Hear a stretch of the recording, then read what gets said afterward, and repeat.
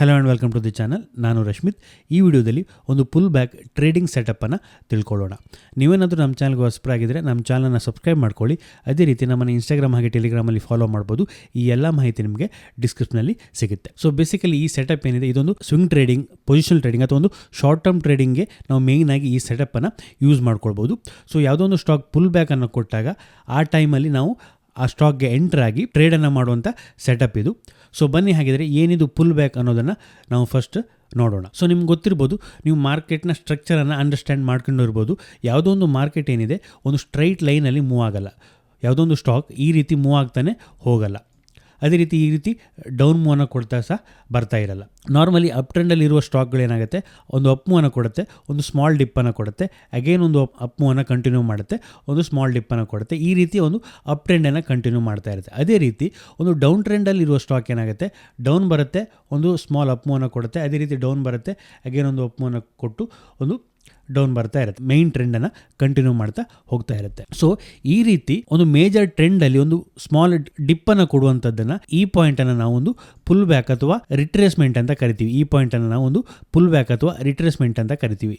ಇಲ್ಲಿ ಒಂದು ಅಪ್ ಮೂವನ್ನು ಕೊಡುತ್ತೆ, ಅದೇ ರೀತಿ ಇಲ್ಲೊಂದು ಅಪ್ ಮೂವನ್ನು ಕೊಡುತ್ತೆ. ಈ ರೀತಿ ಮೂವನ್ನು ನಾವು ಪುಲ್ ಬ್ಯಾಕ್ ಮೂವ್ ಅಥವಾ ರಿಟ್ರೇಸ್ಮೆಂಟ್ ಮೂವ್ ಅಂತ ಕರಿತೀವಿ. ಸೊ ಮೇಜರ್ ಟ್ರೆಂಡ್ ಅಪ್ ಇರುತ್ತೆ. ಸೊ ಯಾವತ್ತೂ ಪ್ರೈಸ್ ಒಂದು ಸ್ಟ್ರೈಟ್ ಲೈನಲ್ಲಿ ಮೂವ್ ಆಗಲ್ಲ. ಸೊ ಹೆಲ್ದಿ ಟ್ರೆಂಡ್ಗೆ ಒಂದು ಅಪೋಸಿಟ್ ಮೂವ್ ಬೇಕಾಗುತ್ತೆ. ಸೊ ಹಾಗಾಗಿ ಒಂದು ಸ್ಮಾಲ್ ಡೌನ್ ಮೂವನ್ನು ಕೊಡುತ್ತೆ, ಅಗೇನ್ ತನ್ನ ಅಪ್ ಮೂವ್ ಅನ್ನೋದು ಕಂಟಿನ್ಯೂ ಮಾಡುತ್ತೆ. ಈ ರೀತಿ ಸ್ಮಾಲ್ ಡೌನ್ ಮೂವನ್ನು ನಾವು ಒಂದು ಪುಲ್ ಬ್ಯಾಕ್ ಅಥವಾ ರಿಟ್ರೇಸ್ಮೆಂಟ್ ಅಂತ ಕರಿತೀವಿ. ಸೊ ನಾವು ಟ್ರೇಡಿಂಗಲ್ಲಿ ಏನು ಮಾಡ್ತೀವಿ, ಯಾವುದೊಂದು ಸ್ಟಾಕ್ ಮೇಲೆ ಹೋಗ್ತಾ ಇರುತ್ತೆ, ಸೊ ಅದನ್ನು ಬೈ ಮಾಡ್ಲಿಕ್ಕೆ ನೋಡ್ತೀವಿ. ಸ್ವಲ್ಪ ಡೌನ್ ಆದಾಗ ಬೈ ಮಾಡ್ತೀವಿ ಅಂತ. ಆ ಸ್ಟಾಕ್ ಡೌನ್ ಬರಲ್ಲ, ಬಟ್ ಯಾವುದೋ ಒಂದು ಟೈಮಲ್ಲಿ ನಾವು ಅದನ್ನು ಬೈ ಮಾಡ್ತೀವಿ, ಈ ಟಾಪಲ್ಲಿ ಬೈ ಮಾಡ್ತೀವಿ. ಹಾಗೆ ನಾವು ಬೈ ಮಾಡಿದ ಕೂಡಲೇ ಸ್ಟಾಕ್ ಡೌನ್ ಬರಲಿಕ್ಕೆ ಸ್ಟಾರ್ಟ್ ಆಗುತ್ತೆ. ಸೊ ಸ್ಟಾಕ್ನ ಟ್ರೆಂಡ್ ಚೇಂಜ್ ಆಯಿತು ಅಂತ ನಾವೇನು ಮಾಡ್ತೀವಿ, ಯಾವುದೋ ಒಂದು ಪಾಯಿಂಟಲ್ಲಿ ಎಕ್ಸಿಟ್ ಮಾಡ್ತೀವಿ. ನಾವು ಎಕ್ಸಿಟ್ ಆದ ನಂತರ ನಮ್ಮ ಸ್ಟಾಕ್ ಅಲ್ಲಿಂದ ಮೇಲೆ ಹೋಗ್ಲಿಕ್ಕೆ ಸ್ಟಾರ್ಟ್ ಆಗುತ್ತೆ. ಸೊ ಇದು ಯಾಕೆ ಆಗುತ್ತೆ ಅಂತ ಹೇಳಿದ್ರೆ, ನಾವು ಯಾವುದೋ ಒಂದು ಸೆಟಪ್ಪನ್ನು ಫಾಲೋ ಮಾಡದೆ ರ್ಯಾಂಡಮ್ ಆಗಿ ಟ್ರೇಡನ್ನು ತೊಗೊಳ್ತಾ ಹೋದಾಗ ಈ ರೀತಿ ಪ್ರಾಬ್ಲಮ್ಗಳಾಗುತ್ತೆ. ಬಟ್ ಅದೇ ನೀವು ಒಂದು ಸ್ಪೆಸಿಫಿಕ್ ಸೆಟಪ್ಪನ್ನು ಫಾಲೋ ಮಾಡಿಕೊಂಡು ಟ್ರೇಡಿಂಗನ್ನು ಮಾಡಿದಾಗ ಈ ರೀತಿಯ ಮಿಸ್ಟೇಕ್ಗಳು ನಿಮಗೆ ಕಡಿಮೆ ಆಗ್ತಾ ಹೋಗುತ್ತೆ. ಸೊ ಇವತ್ತು ನಾನು ಡಿಸ್ಕಸ್ ಮಾಡ್ತಾ ಇರುವಂಥದ್ದು ಒಂದು pull back setup, trading setup. ಯಾವುದೊಂದು ಸ್ಟಾಕ್ ಮೇನ್ ಟ್ರೆಂಡ್ ಅಪ್ ಟ್ರೆಂಡಲ್ಲಿ ಹೋಗ್ತಾ ಇದೆ ಅಂತ ಇಟ್ಕೊಳ್ಳಿ. ಸೊ ಅದೊಂದು ಪುಲ್ ಬ್ಯಾಕನ್ನು ಕೊಡುತ್ತೆ. ಪುಲ್ ಬ್ಯಾಕನ್ನು ಕೊಟ್ಟ ನಂತರ ಅಗೇನ್ ಅದೊಂದು ಅಪ್ ಮೂವನ್ನು ಕಂಟಿನ್ಯೂ ಮಾಡುತ್ತೆ. ಸೊ ಆ ಅಪ್ ಮೂವನ್ನು ಕ್ಯಾಚ್ ಮಾಡಲಿಕ್ಕೆ ಎಂಟರ್ ಆಗುವಂಥ ಒಂದು ಮೆಥಡ್ ಈ ಪುಲ್ ಬ್ಯಾಕ್ ಮೆಥಡ್.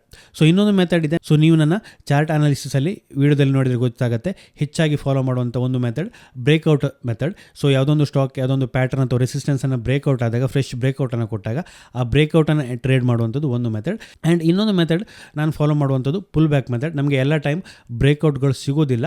ಸೊ ಬ್ರೇಕ್ಔಟ್ಗಳು ಸಿಗದೇ ಇದ್ದಾಗ ನಾವು ಯಾವುದೊಂದು ಸ್ಟ್ರಾಂಗ್ ಸ್ಟಾಕಲ್ಲಿ ಈ ಪುಲ್ ಬ್ಯಾಕ್ ಮೆಥಡನ್ನು ಟ್ರೇಡ್ ಮಾಡ್ಬೋದು. ಸೊ ಏನಪ್ಪ ಈ ಪುಲ್ ಬ್ಯಾಕ್ ಮೆಥಡ್, ಯಾವ ರೀತಿ ಸೆಟಪ್ ಅನ್ನೋದನ್ನು ನೋಡೋದಾದರೆ, ಸೊ ನಾನು ಆಗಲೇ ಹೇಳಿದೆ, ಇದೊಂದು ನೀವು ಪೊಸಿಷನಲ್ ಟ್ರೇಡ್ ಅಥವಾ ಸ್ವಿಂಗ್ ಟ್ರೇಡ್ ಅಥವಾ ಶಾರ್ಟ್ ಟರ್ಮ್ ಟ್ರೇಡ್ಗೆ ಯೂಸ್ ಮಾಡ್ಕೊಳ್ಬೋದು. ಮೇಯ್ನ್ ಆಗಿ ಇಂಟ್ರಾಡೇಲೂ ಯೂಸ್ ಮಾಡ್ಬೋದು.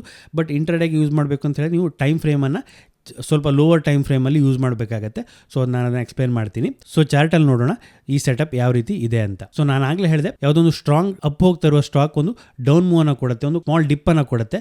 ಸೊ ಅದನ್ನು ನಾವು ಪುಲ್ ಬ್ಯಾಕ್ ಅಂತ ಕರಿತೀವಿ. ಡಿಪ್ಪನ್ನು ಕೊಟ್ಟ ನಂತರ ಅಗೇನ್ ತನ್ನ ಪ್ರೀವಿಯಸ್ ಟ್ರೆಂಡನ್ನು ಕಂಟಿನ್ಯೂ ಮಾಡ್ತಾ ಅದು ಮೇಲೆ ಹೋಗ್ಲಿಕ್ಕೆ ಸ್ಟಾರ್ಟ್ ಆಗುತ್ತೆ. ಆ ಟ್ರೆಂಡನ್ನು ಕ್ಯಾಚ್ ಮಾಡಲಿಕ್ಕೆ ನಾವು ಇಲ್ಲಿ ಟ್ರೇಡ್ ಎಂಟ್ರಿಯನ್ನು ತಗೊಳ್ತೀವಿ. ಇಲ್ಲಿ ನಾವು 3 ಪಾಯಿಂಟನ್ನು ಕನ್ಸಿಡರ್ ಮಾಡಿ ನಮ್ಮ ಟ್ರೇಡ್ ಎಂಟ್ರಿಯನ್ನು ತಗೊಳ್ತೀವಿ. ಫಸ್ಟ್ ಪಾಯಿಂಟ್ ಯಾವುದು ಅಂತ ಹೇಳಿದ್ರೆ, ನಾವು ಒಂದು ಫಿಬೊನಾಕಿ ರಿಟ್ರೇಸ್ಮೆಂಟನ್ನು ಚೆಕ್ ಮಾಡ್ತೀವಿ. ಫಾರ್ ಎಕ್ಸಾಂಪಲ್, ಇದೊಂದು ಸ್ಟಾಕ್ ಒಂದು ಸ್ಟ್ರಾಂಗ್ ಅಪ್ ಮೂವನ್ನು ಕೊಡ್ತು ಅಂತ ಇಟ್ಕೊಳ್ಳಿ. ಅಪ್ ಮೂವನ್ನು ಕೊಟ್ಟು ಡೌನ್ ಮೂವ್ ಬರ್ತಾ ಇದೆ ಅಂತ ಇಟ್ಕೊಳ್ಳಿ.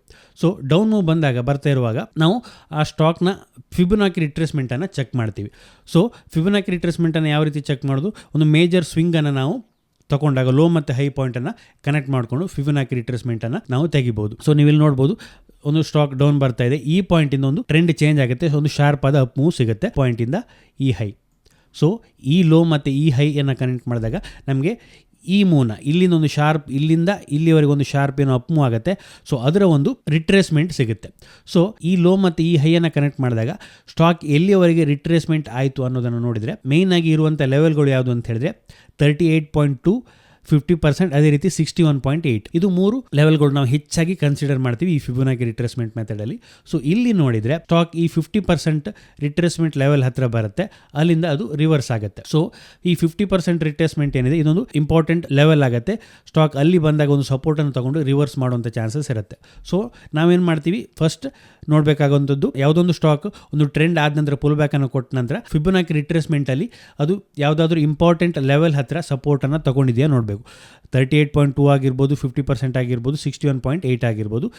ಇದು ಯಾವುದೇ ಲೆವೆಲ್ ಹತ್ರ ಒಂದು ಸಪೋರ್ಟನ್ನು ತಗೊಳ್ತಾ ಇದೆಯಾ ಅನ್ನೋದನ್ನು ನೋಡಬೇಕು. ಸೊ ಒಂದು ಪಾಯಿಂಟ್ ಕನ್ಸಿಡರ್ ಮಾಡುವಂಥದ್ದು ಫಿಬೊನಾಕಿ ಲೆವೆಲ್ಗಳಲ್ಲಿ ಸಪೋರ್ಟನ್ನು ತಗೊಳ್ತಾ ಇದೆಯಾ ಅಂತ ನೋಡಿದರೆ, ಸೊ ಈ ಸ್ಟಾಕ್ ಇಲ್ಲಿ 50% ರಿಟ್ರೇಸ್ಮೆಂಟ್ ಹತ್ರ ಬಂದು ಅಲ್ಲಿಂದ ಒಂದು ಸಪೋರ್ಟನ್ನು ತಗೊಳ್ತಾ ಇದೆ. ಒಂದು ಕ್ಯಾಂಡಲ್ ಈ 50% ಲೆವೆಲ್ಗಿಂತ ಕೆಳಗೆ ಕ್ಲೋಸ್ ಆಗುತ್ತೆ, ನೆಕ್ಸ್ಟ್ ಡೇ ಅದಕ್ಕಿಂತ ಮೇಲೆ ಕ್ಲೋಸ್ ಆಗುತ್ತೆ. ಸೊ ಇದು ಒಂದು ಸೈನ್ ಈ ಫಿಬೊನಾಕಿ ಲೆವೆಲ್ ಹತ್ರ ಸಪೋರ್ಟನ್ನು ತಗೊಂಡಿದೆ ಅಂತ ಹೇಳಲಿಕ್ಕೆ. ನೆಕ್ಸ್ಟ್ ಪಾಯಿಂಟ್ ನಾವು ಯಾವುದನ್ನು ಕನ್ಸಿಡರ್ ಮಾಡ್ತೀವಿ ಅಂತ ಹೇಳಿದರೆ, ಫಿಬೊನಾಕಿ ಸಪೋರ್ಟನ್ನು ತಗೊಂಡಂಥ ಲೆವೆಲಲ್ಲಿ ಪ್ರೀವಿಯಸ್ಲಿ ಯಾವುದಾದ್ರೂ ಪ್ರೈಸ್ ಲೆವೆಲಲ್ಲಿ ಸಪೋರ್ಟ್ ಲೆವೆಲ್ ಇದೆಯಾ ಅನ್ನೋದನ್ನು ನೋಡಬೇಕು. ಪ್ರೀವಿಯಸ್ಲಿ ಅದೊಂದು ಸಪೋರ್ಟ್ ಲೆವೆಲ್ ಆಗಿರಬೇಕು.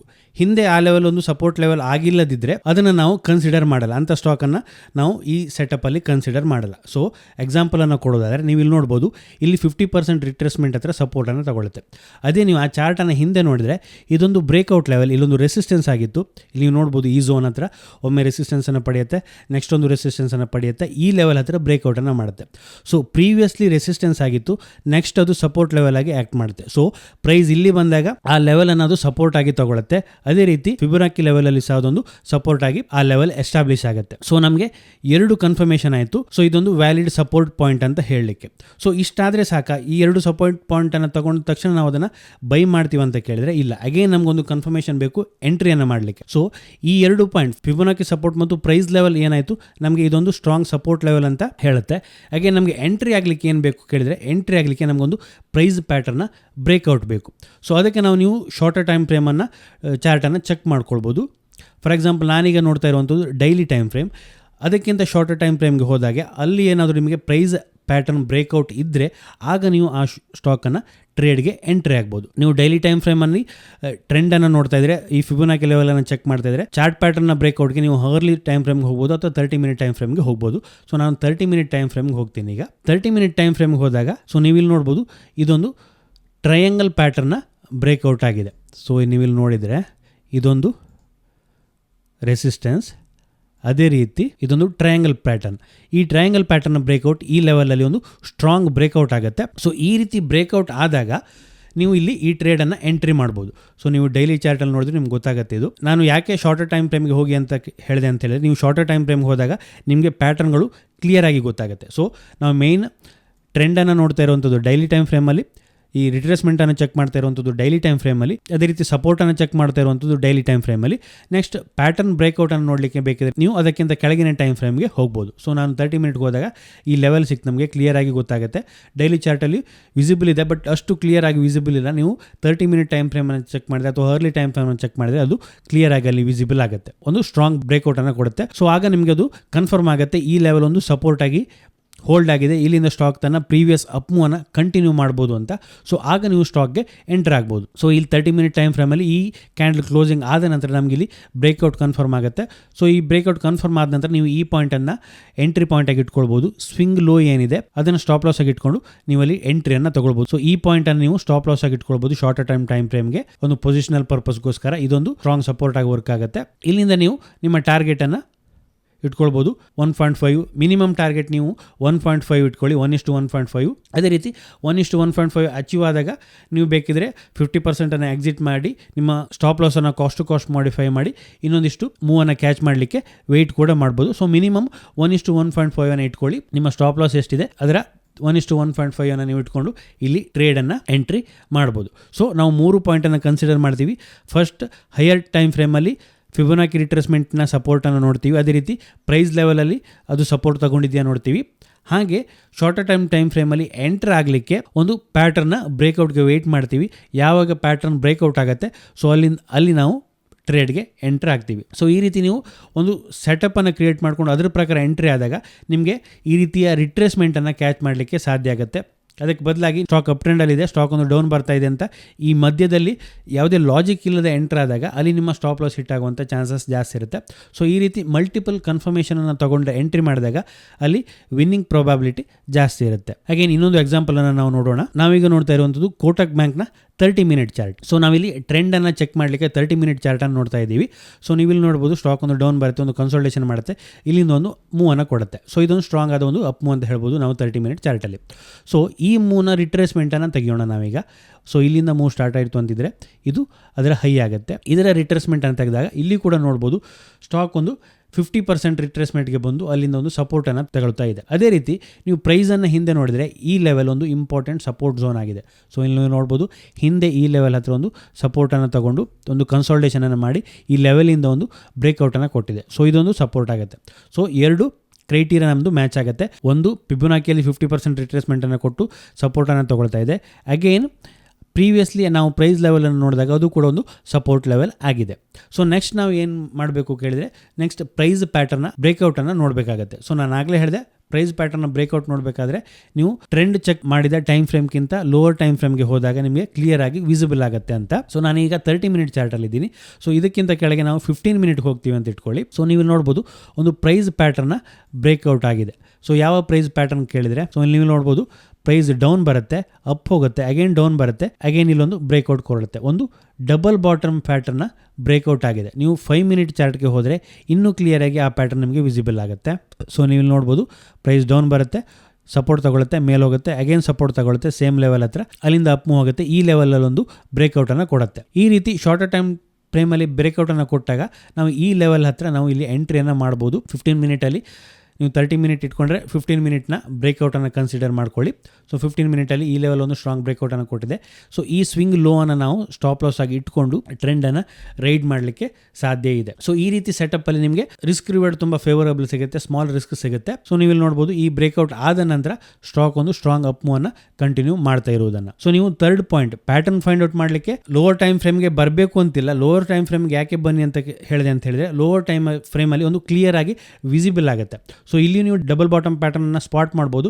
ಬಟ್ ನಿಮಗೆ ಅಷ್ಟು ನೀವು ಬಿಗಿನರ್ ಆಗಿದ್ರೆ ನಿಮಗೆ ಅಷ್ಟು ಕ್ಲಿಯರ್ ಆಗಿ ಸ್ಪಾಟ್ ಮಾಡಲಿಕ್ಕೆ ಕಷ್ಟ ಆಗ್ಬೋದು. ನೀವು ಇಲ್ಲಿ ನೋಡ್ಬೋದು ಡೌನ್ ಬಂದಿದೆ, ಒಂದು ಅಪ್ ಮೂವನ್ನು ಕೊಟ್ಟಿದೆ, ಡೌನ್ ಬಂದಿದೆ, ಅಗೇನ್ ಒಂದು ಬ್ರೇಕ್ಔಟನ್ನು ಕೊಟ್ಟಿದೆ. ಸೊ ಇದನ್ನೇ ನೀವು ಶಾರ್ಟರ್ ಟೈಮ್ ಫ್ರೇಮಲ್ಲಿ ನೋಡಿದಾಗ ಅದು ನಿಮಗೆ ಕ್ಲಿಯರ್ ಆದ ಒಂದು ಪ್ಯಾಟರ್ನ್ ನಿಮಗೆ ಡಿಸ್ಪ್ಲೇ ಆಗ್ತಾ ಇರುತ್ತೆ. ಸೊ ಆ ರೀಸನ್ಗೋಸ್ಕರ ನಾನು ಅದನ್ನು ಶಾರ್ಟರ್ ಟೈಮ್ ಫ್ರೇಮಲ್ಲಿ ನೋಡಿ ಅಂತ ಹೇಳಿದೆ. ಅಗೇನ್ ಇನ್ನೊಂದು ಎಕ್ಸಾಂಪಲನ್ನು ನಾವು ನೋಡೋಣ. ಸೊ ಇದೊಂದು ಶಾರ್ಟ್ ಟ್ರೇಡ್ನ ಎಕ್ಸಾಂಪಲ್. ಸೊ PNB ಚಾರ್ಟನ್ನು ನೀವು ನೋಡ್ಬೋದು. ಸೊ ನೀವು ಇಲ್ಲಿ ನೋಡ್ಬೋದು ಪ್ರೈಸ್ ಇಲ್ಲಿಂದ ಒಂದು ಡೌನ್ ಮೂವನ್ನು ಕೊಡುತ್ತೆ, ಒಂದು ರಿಟ್ರೇಸ್ಮೆಂಟನ್ನು ಕೊಡುತ್ತೆ. ನಾವು ಫಿಬೊನಾಕಿ ಲೆವೆಲನ್ನು ಚೆಕ್ ಮಾಡಿದಾಗ ಇದು 61.8%ನ ರಿಟ್ರೇಸ್ಮೆಂಟ್. ಸೊ ಒಂದು ಕಂಡೀಷನ್ ಮ್ಯಾಚ್ ಆಯಿತು. ನೆಕ್ಸ್ಟ್ ಪ್ರೀವಿಯಸ್ಲಿ ಈ ಝೋನ್ ಏನಾದರೂ ರೆಸಿಸ್ಟೆನ್ಸ್ ಲೆವೆಲ್ ಆಗಿದೆಯಾ ಅನ್ನೋದನ್ನು ನೋಡಿದರೆ ಇದೊಂದು ಸಪೋರ್ಟ್ ಲೆವೆಲ್ ಆಗಿತ್ತು. ಆ ಸಪೋರ್ಟ್ ಲೆವೆಲನ್ನು ಇಲ್ಲಿ ನೀವು ನೋಡ್ಬೋದು, ಇದೊಂದು ಸಪೋರ್ಟ್ ಲೆವೆಲ್, ಅದನ್ನು ಬ್ರೇಕ್ ಡೌನ್ ಮಾಡುತ್ತೆ stock. Support level break down ಆದಾಗ ಅದೊಂದು ರೆಸಿಸ್ಟೆನ್ಸ್ ಲೆವೆಲ್ ಆಗುತ್ತೆ. ಸೊ ಎಕ್ಸಾಕ್ಟ್ಲಿ ಆ ರೆಸಿಸ್ಟೆನ್ಸ್ ಲೆವೆಲ್ ಹತ್ರ ಒಂದು ರೆಸಿಸ್ಟೆನ್ಸನ್ನು ಫೇಸ್ ಮಾಡಿದೆ. ಇಲ್ಲಿ ಸೆಕೆಂಡ್ ಕಂಡೀಷನ್ ಮ್ಯಾಚ್ ಆಯಿತು. ಬಟ್ ನಮಗೆ ಇನ್ನೊಂದು ಕಂಡೀಷನ್ ಕೂಡ ಮ್ಯಾಚ್ ಆಗಬೇಕು. ಅದೇನು ಕೇಳಿದರೆ ಒಂದು ಪ್ರೈಸ್ ಪ್ಯಾಟರ್ನ ಬ್ರೇಕ್ಔಟ್ ಆಗಬೇಕು. ಸೊ ನೀವು ಇಲ್ಲಿ ನೋಡಿದರೆ ನಿಮಗೆ ಆ ರೀತಿ ಯಾವುದೋ ಒಂದು ಪ್ರೈಸ್ ಪ್ಯಾಟರ್ನ ಬ್ರೇಕ್ಔಟ್ ಕ್ಲಿಯರ್ ಆಗಿ ತೋರ್ತಾ ಇಲ್ಲ. ನೀವು ಬೇಕಿದ್ರೆ 15 ಮಿನಿಟ್ ಚಾರ್ಟ್ಗೆ ಹೋಗಿ ಚೆಕ್ ಮಾಡಿದ್ರು. ಸೊ ಇಲ್ಲೊಂದು ಪರ್ಫೆಕ್ಟ್ ಪ್ರೈಸ್ ಪ್ಯಾಟರ್ನ ಬ್ರೇಕ್ಔಟ್ ಆಗ್ತಾ ಇಲ್ಲ. ಸೊ ಈ ಮೂರು ಕಂಡೀಷನ್ ಮ್ಯಾಚ್ ಆದರೆ ಮಾತ್ರ ನಾವು ಟ್ರೇಡನ್ನು ತಗೊಳ್ತೀವಿ. ಸೊ ಇಲ್ಲಿ ಲಾಸ್ಟ್ ನಮ್ಮ ಥರ್ಡ್ ಕ್ರೈಟೀರಿಯಾ ಏನೋ ಅದು ಮ್ಯಾಚ್ ಆಗ್ತಾ ಇಲ್ಲ, ಯಾವುದೊಂದು ಪರ್ಫೆಕ್ಟ್ ಪ್ಯಾಟರ್ನ ಬ್ರೇಕ್ಔಟ್ ಸಿಗ್ತಾ ಇಲ್ಲ. ಸೊ ಅಂಥ ಟ್ರೇಡ್ಗಳನ್ನು ನಾವು ಅವಾಯ್ಡ್ ಮಾಡ್ಬೋದು. ಸೊ ನೆಕ್ಸ್ಟ್ ಸೇಮ್ PNBಯಲ್ಲಿ ಇನ್ನೊಂದು ಸೆಟಪ್ ಸಿಗುತ್ತೆ ನಮಗೆ, ನೀವು ಇಲ್ಲಿ ನೋಡ್ಬೋದು. ಸೊ ಈ ಫಾಲ್ ಆದ ನಂತರ ಇಲ್ಲಿ ಒಂದು ಫಾಲ್ ಕಂಟಿನ್ಯೂ ಆಗುತ್ತೆ. ಸೊ ಇಲ್ಲಿಂದ ಇಲ್ಲಿಯವರೆಗೆ ಈ ಹೈನ ಇದೊಂದು ಸ್ವಿಂಗ್ ಹೈ, ಒಂದು ಈ ಲೋನ ಕನೆಕ್ಟ್ ಮಾಡಿದಾಗ ನಾವು ಫಿಬೊನಾಕಿ ರಿಟ್ರೇಸ್ಮೆಂಟ್ ಹೇಗೆ ತೆಗಿತೀವಿ ಅಂತ ಕೇಳಿದ್ರೆ ಒಂದು ಮೇಜರ್ ಸ್ವಿಂಗ್ ಮತ್ತೆ ಸ್ವಿಂಗ್ ಹೈ ಮತ್ತೆ ಸ್ವಿಂಗ್ ಲೋನ ಕನೆಕ್ಟ್ ಮಾಡಿಕೊಂಡು ನಮಗೆ ರಿಟ್ರೇಸ್ಮೆಂಟ್ ತೆಗಿಲಿಕ್ಕೆ ಬರುತ್ತೆ. ಸೊ ಇಲ್ಲಿ ನೋಡಿದರೆ ಸೊ ಇದೊಂದು ಸ್ವಿಂಗ್ ಹೈ, ಇದೊಂದು ಸ್ವಿಂಗ್ ಲೋ, ಇಲ್ಲಿಂದ ಒಂದು ಟ್ರೆಂಡ್ ಚೇಂಜ್ ಆಗಿದೆ. ಸೊ ಇದನ್ನು ಕನೆಕ್ಟ್ ಮಾಡಿದಾಗ ನನಗೆ ಇಲ್ಲಿ 38.2% ರಿಟ್ರೇಸ್ಮೆಂಟ್ ಸಿಗ್ತಾ ಇದೆ. ಸೊ ಫಸ್ಟ್ ಕ್ರೈಟೀರಿಯಾ ಮ್ಯಾಚ್ ಆಗುತ್ತೆ. ಅಗೇನ್ ನನಗೆ ಈ ಲೆವೆಲ್ ಏನಾದರೂ ರೆಸಿಸ್ಟೆನ್ಸ್ ಲೆವೆಲ್ ಆಗಿದೆಯಾ ಅನ್ನೋದು ನೋಡಬೇಕು. ಎಸ್, ರೆಸಿಸ್ಟೆನ್ಸ್ ಲೆವೆಲ್ ಆಗಿದೆ. ಇಲ್ಲೊಂದು ಸಪೋರ್ಟನ್ನು ಎಸ್ಟಾಬ್ಲಿಷ್ ಮಾಡಿತ್ತು. ಅದನ್ನು ಬ್ರೇಕ್ಔಟ್ ಮಾಡುತ್ತೆ. ಸೊ ಸಪೋರ್ಟ್ ಬ್ರೇಕ್ ಆದಾಗ ಅದು ರೆಸಿಸ್ಟೆನ್ಸ್ ಲೆವೆಲ್ ಆಗುತ್ತೆ. ಸೊ ನೀವು ಇಲ್ಲಿ ನೋಡಿದರೆ ಆ ರೆಸಿಸ್ಟೆನ್ಸ್ ಲೆವೆಲ್ ಹತ್ರನೇ ಅದು ಅಗೈನ್ ರೆಸಿಸ್ಟೆನ್ಸನ್ನು ಫೇಸ್ ಮಾಡಿದೆ. ಸೊ ನೆಕ್ಸ್ಟ್ ಯಾವ ಕಂಡೀಷನ್ ನಮಗೆ ಮ್ಯಾಚ್ ಆಗಬೇಕು ಕೇಳಿದರೆ ಒಂದು ಪ್ರೈಸ್ ಪ್ಯಾಟರ್ನ ಬ್ರೇಕ್ಔಟ್ ಆಗಬೇಕು. ಸೊ ಇಲ್ಲೊಂದು ಪ್ರೈಸ್ ಪ್ಯಾಟರ್ನ್ ಬ್ರೇಕ್ಔಟ್ ಆಗಿದೆ, ಒಂದು ಡಬಲ್ ಟಾಪ್ ಪ್ಯಾಟರ್ನ್ ಅಂತ ಹೇಳ್ಬೋದು, ಅಥವಾ ಒಂದು ರೆಕ್ಟ್ಯಾಂಗಲ್ ಪ್ಯಾಟರ್ನ್ ಅಥವಾ ಮಲ್ಟಿಪಲ್ ಸಪೋರ್ಟ್ನ ಬ್ರೇಕ್ಔಟ್ ಆಗಿದೆ ಇಲ್ಲಿ. ಸೊ ಹೇಗೆ ಕೇಳಿದರೆ ನಿಮಗೆ ಇಲ್ಲಿ ವಿಸಿಬಲ್ ಆಗದೇ ಇರ್ಬೋದು. ನಾನು ಫಿಬೊನಾಕಿ ರಿಟ್ರೇಸ್ಮೆಂಟನ್ನು ರಿಮೂವ್ ಮಾಡ್ತೀನಿ. ಇಲ್ಲಿ ನಿಮಗೆ ವಿಸಿಬಲ್ ಆಗದೇ ಇರ್ಬೋದು ಕ್ಲಿಯರಾಗಿ. ಶಾರ್ಟರ್ ಟೈಮ್ ಫ್ರೇಮ್ಗೆ ಹೋದಾಗ ವಿಸಿಬಲ್ ಆಗುತ್ತೆ. ಸೊ ಇಲ್ಲಿ ನೋಡ್ಬೋದು ಒಂದು ಟಾಪ್ ಮಾಡುತ್ತೆ, ಅಗೇನ್ ಒಂದು ಟಾಪ್ ಮಾಡುತ್ತೆ, ಇಲ್ಲಿ ಒಂದು ಬ್ರೇಕ್ ಡೌನನ್ನು ಕೊಡುತ್ತೆ. ಡಬಲ್ ಟಾಪ್ ಪ್ಯಾಟರ್ನ ಬ್ರೇಕ್ಔಟ್ ಆಗಿದೆ, ಅಥವಾ ಇದೊಂದು ಮಲ್ಟಿಪಲ್ ಸಪೋರ್ಟ್. ಸೊ ಇಲ್ಲೊಮ್ಮೆ ಸಪೋರ್ಟ್ ತಗೊಳುತ್ತೆ, ಅಗೇನ್ ಸಪೋರ್ಟ್ ತಗೊಂಡು ಇಲ್ಲಿ ಬ್ರೇಕ್ ಡೌನ್ ಆಗುತ್ತೆ. ಸೊ ಈ ರೀತಿ ಬ್ರೇಕ್ ಡೌನ್ ಆದಾಗ ನಾವಿಲ್ಲಿ ಶಾರ್ಟನ್ನು ಮಾಡ್ಬೋದು. ಸೊ ನೀವು 15 ಮಿನಿಟ್ಗೆ ಹೋದರೆ ನಿಮಗೆ ಇಲ್ಲಿ ಪ್ಯಾಟರ್ನ್ ವಿಸಿಬಲ್ ಇದೆ, ನೀವು ನೋಡ್ಬೋದು ಒಂದು ಸಪೋರ್ಟ್ನ ಬ್ರೇಕ್ ಆಗುತ್ತೆ. ಅದೇ ರೀತಿ ಒಂದು ಪ್ರೈಸ್ ಪ್ಯಾಟರ್ನ್ ನೀವು ನೋಡ್ಬೋದು, ಪ್ರೈಸ್ ಅಪ್ ಹೋಗುತ್ತೆ, ಈ ರೀತಿ ಒಂದು ಡಬಲ್ ಟಾಪ್ ಪ್ಯಾಟರ್ನನ್ನು ಮಾಡುತ್ತೆ, ಅಥವಾ ಒಂದು ಬ್ರೇಕ್ ಡೌನನ್ನು ಕೊಡುತ್ತೆ. ಸೊ ಈ ಪಾಯಿಂಟಲ್ಲಿ ಒಂದು ಬ್ರೇಕ್ ಡೌನನ್ನು ಕೊಡುತ್ತೆ. ಸೊ ಇದು ನಮಗೆ ಸಿಗ್ನಲನ್ನು ಕೊಡುತ್ತೆ ಸ್ಟಾಕ್ ಪ್ರೀವಿಯಸ್ನ ಡೌನ್ ಟ್ರೆಂಡನ್ನು ಕಂಟಿನ್ಯೂ ಮಾಡ್ಬೋದು ಅಂತ. ಸೊ ಇಲ್ಲಿ ನಾವು ಶಾರ್ಟ್ ಪೊಸಿಷನನ್ನು ಎಂಟ್ರಿ ಮಾಡ್ಬೋದು. ಸೊ ಈ ಪಾಯಿಂಟಲ್ಲಿ ಬ್ರೇಕ್ ಡೌನ್ ಆದಾಗ ಶಾರ್ಟನ್ನು ಮಾಡಿಕೊಂಡು, ಸೊ ಇದನ್ನು ಈ ಹೈಯನ್ನು ಸ್ವಿಂಗ್ ಹೈಯನ್ನು ಸ್ಟಾಪ್ ಲಾಸ್ ಆಗಿ ಇಟ್ಕೊಂಡು ನಾವಿಲ್ಲಿ ಟ್ರೇಡನ್ನು ಇನಿಷಿಯೇಟ್ ಮಾಡ್ಬೋದು, ಸ್ವಿಂಗ್ ಟ್ರೇಡಿಂಗ್ ಪರ್ಪಸ್ಗೋಸ್ಕರ ಅಥವಾ ಶಾರ್ಟರ್ ಟರ್ಮ್ ಟ್ರೇಡಿಂಗ್ ಪರ್ಪಸ್ಗೋಸ್ಕರ. ಅಗೇನ್ ಇನ್ನೊಂದು ಸೆಟಪ್ಪನ್ನು ನೀವು ಇಲ್ಲಿ ನೋಡ್ಬೋದು ಟಾಟಾ ಪವರ್ನ 30 ಮಿನಿಟ್ ಚಾರ್ಟಲ್ಲಿ. ಸೊ ಇಲ್ಲಿಂದ ಒಂದು ಸ್ಟ್ರಾಂಗ್ ಮೂವನ್ನು ಕೊಡುತ್ತೆ ಸ್ಟಾಕ್. ಸೊ ಅದಾದ ನಂತರ ಒಂದು ರಿಟ್ರೇಸ್ಮೆಂಟನ್ನು ಕೊಡುತ್ತೆ. ಸೊ ರಿಟ್ರೇಸ್ಮೆಂಟ್ ಚೆಕ್ ಮಾಡಿದಾಗ ನಾವಿಲ್ಲಿ ಸೊ ಇದು 50% ಹತ್ತಿರ ಬಂದು ಒಂದು ಸಪೋರ್ಟನ್ನು ತಗೊಳ್ಳೋ ರೀತಿ ಪ್ಯಾಟರ್ನನ್ನು ಕ್ರಿಯೇಟ್ ಮಾಡ್ತಾ ಇದೆ. ಅದೇ ರೀತಿ ಪ್ರೀವಿಯಸ್ಲಿ ಚಾರ್ಟನ್ನು ಚೆಕ್ ಮಾಡಿದಾಗ ಇದೊಂದು ಸಪೋರ್ಟ್ ಝೋನ್, ಈ ಝೋನಲ್ಲಿ ಒಂದು ರೆಸಿಸ್ಟೆನ್ಸ್ ಇತ್ತು, ಅದನ್ನು ಬ್ರೇಕ್ ಮಾಡುತ್ತೆ, ಅದು ಸಪೋರ್ಟ್ ಆಗಿ ಈಗ ವರ್ಕ್ ಆಗ್ತಾ ಇದೆ. ಸೊ ಅಗೇನ್ ಥರ್ಡ್ ಪಾಯಿಂಟನ್ನು ಚೆಕ್ ಮಾಡಿದಾಗ ಏನಾದರೂ ಪ್ಯಾಟರ್ನ್ ಬ್ರೇಕ್ಔಟ್ ಇದೆಯಾ ಚೆಕ್ ಮಾಡಿದಾಗ ಅಗೇನ್ ಒಂದು ಪ್ಯಾಟರ್ನ್ ಬ್ರೇಕ್ಔಟ್ ಇದೆ, ಅದು ಡಬಲ್ ಬಾಟಮ್ ರೀತಿಯ ಪ್ಯಾಟರ್ನನ್ನು ಇದು ಬ್ರೇಕ್ಔಟ್ ಮಾಡುತ್ತೆ. ಡೌನ್ ಬರುತ್ತೆ, ಅಪ್ ಹೋಗುತ್ತೆ, ಡೌನ್ ಬರುತ್ತೆ, ಅಗೇನ್ ಈ ಪಾಯಿಂಟಲ್ಲಿ ಬ್ರೇಕ್ಔಟನ್ನು ಮಾಡುತ್ತೆ. ಸೊ ಬ್ರೇಕ್ಔಟನ್ನು ಮಾಡಿ ಒಂದು ಸ್ಟ್ರಾಂಗ್ ಮೂವನ್ನು ಈಗ ನೀವು ಕಂಟಿನ್ಯೂ ಮಾಡಿರೋದನ್ನು ನೀವು ನೋಡ್ಬೋದು. ಸೊ ಈ ಬ್ರೇಕ್ಔಟ್ ಪಾಯಿಂಟಲ್ಲಿ ನೀವು ಎಂಟರ್ ಆಗಿ ಈ ಸ್ವಿಂಗ್ ಲೋವನ್ನು ಸ್ಟಾಪ್ ಲಾಸ್ ಆಗಿ ಇಟ್ಕೊಂಡ್ರೆ ನಿಮಗೆ ಬೆಟರ್ ಆದ ರಿಟರ್ನ್ ಇಲ್ಲಿ ಸಿಕ್ಕಿರುತ್ತೆ. ಸೊ ಎಲ್ಲ ಸಲ ಈ ರೀತಿ ವರ್ಕ್ ಆಗುತ್ತೆ ಕೇಳಿದ್ರೆ ಖಂಡಿತ ಇಲ್ಲ, ಕೆಲವೊಮ್ಮೆ ಫೇಲ್ ಕೂಡ ಆಗುತ್ತೆ. ಬಟ್ ಈ ರೀತಿ ಒಂದು ಪ್ರೋಸೆಸನ್ನು ಇಟ್ಕೊಂಡಾಗ ಒಂದಿಷ್ಟು ಬ್ಯಾಡ್ ಟ್ರೇಡ್ಗಳು ಅವಾಯ್ಡ್ ಆಗುತ್ತೆ. ಅದೇ ರೀತಿ ಹೈ ಪ್ರೊಬಾಬಿಲಿಟಿ ಅಥವಾ ಸ್ಮಾಲ್ ರಿಸ್ಕ್ ಇರುವಂಥ ಟ್ರೇಡ್ಗಳು ನಮಗೆ ಸಿಗ್ತಾ ಹೋಗುತ್ತೆ. ಸೊ ಯಾವುದೇ ಒಂದು ಪ್ರೋಸೆಸ್, ಯಾವುದೊಂದು ಸೆಟಪ್ ಕಂಪ್ಲೀಟ್ ಆದ ಸೆಟಪ್ ಇಲ್ಲದೆ ರ್ಯಾಂಡಮ್ ಆಗಿ ಎಂಟರ್ ಆದಾಗ ಮಾತ್ರ ಅಲ್ಲಿ ನಾವು ಹಣವನ್ನು ಹೆಚ್ಚಾಗಿ ಕಳ್ಕೊಳ್ಳುವಂಥ ಚಾನ್ಸಸ್ ಇರುತ್ತೆ. ಈ ರೀತಿ ಸೆಟಫನ್ನು ಫಾಲೋ ಮಾಡಿದರೂ ಕೂಡ ಪ್ಯಾಟರ್ನ್ ಫೇಲ್ ಆಗುವಂಥ ಚಾನ್ಸಸ್ ಕೂಡ ಇರುತ್ತೆ. ಅಗೇನ್ ಕೆಲವರು ಕೇಳ್ಬೋದು ಇದರ ಅಕ್ಯುರೇಸಿ ಎಷ್ಟಿದೆ ಅಂತ. ಅದು ನೀವು ಯಾವ ರೀತಿ ಪ್ರೈಸನ್ನು ಅನಲೈಸ್ ಮಾಡ್ತೀರಿ ಅನ್ನೋದ್ರ ಮೇಲೆ ಡಿಪೆಂಡ್ ಆಗುತ್ತೆ. ಸೊ ಇದಿಷ್ಟು ಪಾಯಿಂಟನ್ನು ಕನ್ಸಿಡರ್ ಮಾಡಿದಾಗ ಸೊ ಫಿಬೊನಾಕಿ ರಿಟ್ರೇಸ್ಮೆಂಟ್ ಲೆವೆಲನ್ನು ಚೆಕ್ ಮಾಡಿ ಯಾವ ಪಾಯಿಂಟಲ್ಲಿ ಯಾವುದಾದ್ರೂ ಒಂದು ಸಪೋರ್ಟನ್ನು ತೊಗೊಂಡಿರಬೇಕು. ಅದು ಅದೇ ರೀತಿ ಆ ಪಾಯಿಂಟಲ್ಲಿ ಪ್ರೈಸಲ್ಲಿ ಕೂಡ ಒಂದು ಸಪೋರ್ಟ್ ಎಸ್ಟಾಬ್ಲಿಷ್ ಆಗಿರಬೇಕು. ಪ್ರೀವಿಯಸ್ಲಿ ಎಸ್ಟಾಬ್ಲಿಷ್ ಆದ ಸಪೋರ್ಟ್ ಅಥವಾ ರೆಸಿಸ್ಟೆನ್ಸ್ ಲೆವೆಲ್ ಹತ್ರದೊಂದು ಸಪೋರ್ಟನ್ನು ತಗೊಂಡಿರಬೇಕಾಗತ್ತೆ.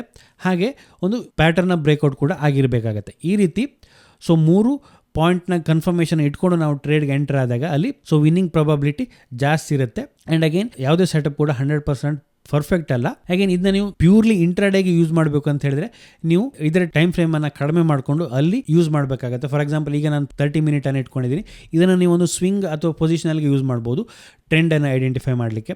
ಸೊ ನೀವು ಇಂಟ್ರಾಡೇಗೆ ಪ್ಯೂರ್ಲಿ ಮಾಡಬೇಕು ಅಂತ ಹೇಳಿದ್ರೆ ನೀವು 15 ಮಿನಿಟ್ ಟೈಮ್ ಫ್ರೇಮ್ಗೆ ಹೋಗಿ ಅಲ್ಲಿ ನೀವು ಟ್ರೆಂಡನ್ನು ಐಡೆಂಟಿಫೈ ಮಾಡಿ ಅಂತ ಹೇಳಿದ್ರೆ ಅಲ್ಲಿ ನೀವು ಫಿಬೊನಾಕಿ ರಿಟ್ರೇಸ್ಮೆಂಟನ್ನು ತೊಗೊಂಡು 15 ಮಿನಿಟ್ ಟೈಮ್ ಫ್ರೇಮಲ್ಲಿ ಫಿಬೊನಾಕಿ ರಿಟ್ರೇಸ್ಮೆಂಟನ್ನು ತೊಗೊಂಡು ಸಪೋರ್ಟನ್ನು ಚೆಕ್ ಮಾಡಿ 5 ಮಿನಿಟ್ ಟೈಮ್ ಫ್ರೇಮಲ್ಲಿ ಎಲ್ಲಾದರೂ ಬ್ರೇಕ್ಔಟ್ ಸಿಕ್ಕಾಗ ಆ 5 ಮಿನಿಟ್ ಟೈಮ್ ಫ್ರೇಮಲ್ಲಿ ಎಂಟರ್ ಆದರೆ ಪ್ಯೂರ್ಲಿ ಇಂಟ್ರಾಡೇಗೆ ನೀವು ಯೂಸ್ ಮಾಡ್ಕೊಳ್ಬೋದು. ಸೊ ಯೂಸ್ ಮಾಡೋ ಮುಂಚೆ ನೀವು ಒಂದಷ್ಟು ಬ್ಯಾಕ್ ಟೆಸ್ಟನ್ನು ಮಾಡಬೇಕಾಗತ್ತೆ. ಸೊ ನೀವು ಡೈಲಿ ಟೈಮ್ ಫ್ರೇಮಲ್ಲಿ ಇಟ್ಕೊಂಡು ಸ್ವಿಂಗ್ ಅಥವಾ ಪೊಸಿಷನಲ್ ಶಾರ್ಟ್ ಟರ್ಮ್ ಟೈಮ್ಗೆ ಯೂಸ್ ಮಾಡ್ಬೋದು. ಅದೇ ರೀತಿ 30 ಮಿನಿಟನ್ನು ಇಟ್ಕೊಂಡು ನೀವು ಸ್ವಿಂಗ್ ಟ್ರೇಡಿಗೆ ಪೊಸಿಷನಲ್ ಟ್ರೇಡಿಗೆ ಇದನ್ನು ಯೂಸ್ ಮಾಡ್ಕೊಳ್ಬೋದು ಈ ಪುಲ್ ಬ್ಯಾಕ್ ಸೆಟಪ್ಪನ್ನು. ಸೊ ಇದಿಷ್ಟು ಈ ವಿಡಿಯೋದಲ್ಲಿ. ನಿಮಗೇನಾದರೂ ಈ ವಿಡಿಯೋ ಇಷ್ಟ ಆಗಿದ್ರೆ ಲೈಕ್ ಮಾಡಿ, ನಿಮ್ಮ ಸಜೆಷನ್ಸನ್ನು ಕಮೆಂಟ್ ಮಾಡಿ. ಇನ್ನು ಹೆಚ್ಚಿನ ವಿಡಿಯೋಗಳಿಗಾಗಿ ನಮ್ಮ ಯೂಟ್ಯೂಬ್ ಚಾನಲ್ನ ಸಬ್ಸ್ಕ್ರೈಬ್ ಮಾಡ್ಕೊಳ್ಳಿ. Thank you.